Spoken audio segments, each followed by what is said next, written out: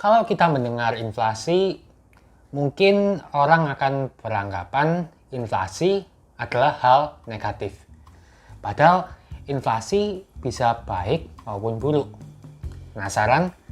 Tonton video ini sampai habis.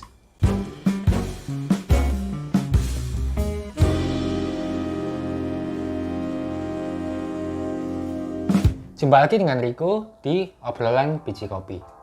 Video kali ini aku mau bahas inflasi. Tenang kok, aku nggak akan terlalu detail jelasin inflasi karena aku sendiri bukanlah ekonom. Tapi aku rasa dalam perencanaan finansial ada baiknya kita perlu tahu sedikit mengenai inflasi. Pertama-tama, apa itu inflasi? Inflasi merupakan naiknya berbagai harga barang secara umum dan terus-menerus. Naiknya harga satu barang tidak bisa disebut sebagai inflasi. Dengan kata lain, nilai tukar uang kita menurun. 20.000 sekarang bisa beli satu porsi makanan di warung. 5 tahun kemudian, kita butuh lebih dari 20.000 untuk bisa makan makanan yang sama. Contoh lainnya, sekarang 20 juta bisa buat beli motor baru. 10 tahun kemudian, 20 juta tadi hanya bisa beli motor bekas. Kira-kira begitu. Penyebab dari inflasi ada beberapa faktor yang lumayan rumit. Simpelnya, inflasi sangat berkaitan dengan supply and demand. Dimana kalau demand atau permintaan lebih banyak dibanding supply, maka harga dari produk atau jasa meningkat. Jadi pertanyaannya, apakah inflasi itu buruk? Jawabannya adalah bisa iya, bisa tidak. Tergantung dari tingkat inflasinya. Inflasi yang wajar bisa menjadi pertanda kalau ternyata sebuah negara ekonominya hidup atau naik. Minat konsumen meningkat, daya beli naik, tekanan untuk produksi terus meningkat. Hambatan dari distribusi barang juga bisa menyebabkan inflasi. Tapi kalau inflasi berlebihan atau hiperinflasi terjadi, ya nggak baik juga. Mana ada sih sesuatu yang berlebihan itu bagus?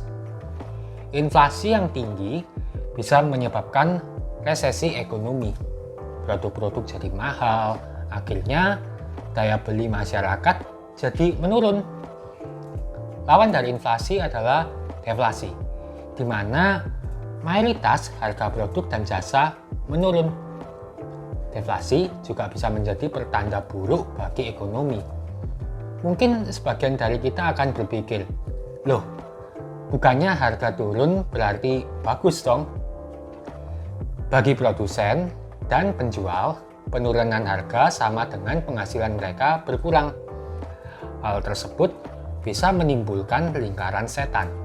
Penurunan harga, akhirnya penghasilan turun.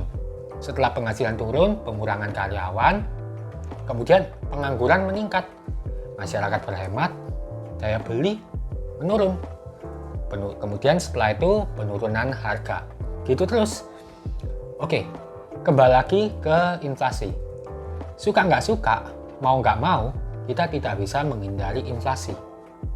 Tapi sebenarnya inflasi tidak seburuk yang kita kira.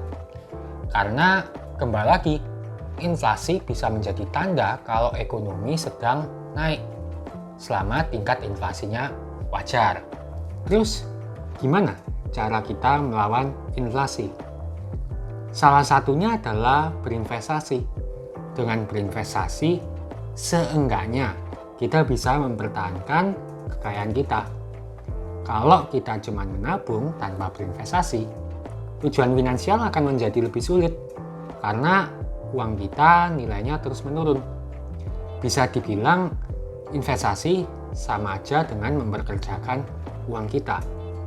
Tapi ingat, investasi bukan cara untuk cepat kaya, melainkan cara untuk mencapai tujuan finansial. Semua butuh proses, seperti kita menanam pohon. Maka dari itu, berinvestasilah sejak dini. Semakin cepat, juga semakin baik.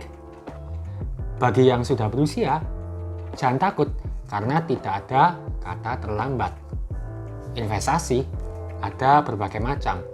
Bisa berupa tanah, properti, emas, saham, reksadana, atau bisa juga investasi ke bisnis baru atau membuka usaha dan lain-lain. Untuk video tips memilih investasi bisa kamu tonton di kanan atas ini. Oke, kira-kira video kali ini cukup sekian. Apabila bermanfaat, silakan like dan share video ini ke teman-temanmu.